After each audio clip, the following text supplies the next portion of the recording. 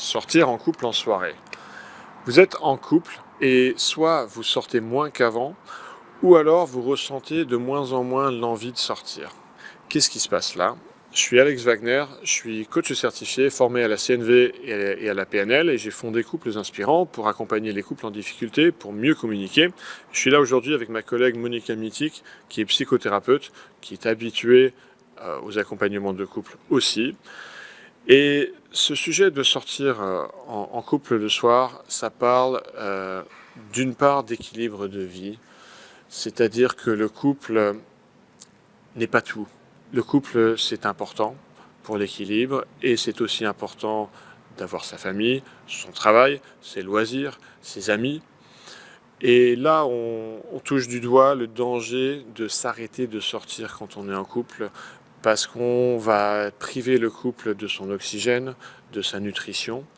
On aura moins de choses à se raconter et de fil en aiguille, le risque, c'est que le couple s'étiole, privé de lumière comme une plante et vienne à se faner. Qu'est-ce que tu en penses de ce sujet, Monica?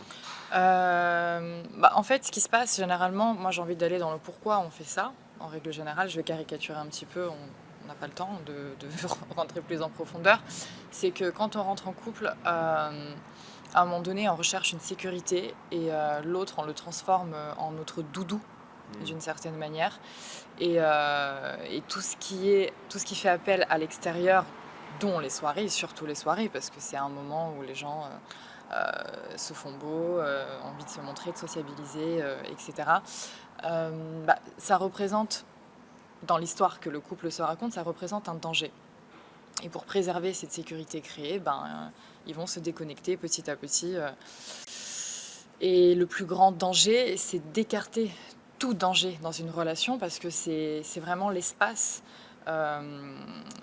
qui existe à laquelle on peut mettre ces risques qui fait que ça alimente le désir et que ça alimente cette rencontre, ce contact où le couple peut se retrouver.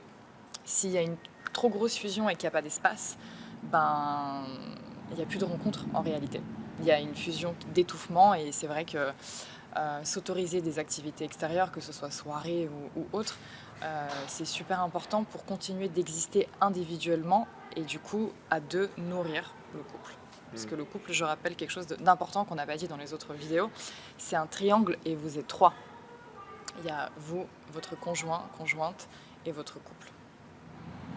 Ouais, ce danger que tu évoques, c'est par exemple, qu'est-ce qui se passe si je ressens une attirance ou si mon partenaire ou ma partenaire va ressentir une attirance vers quelqu'un.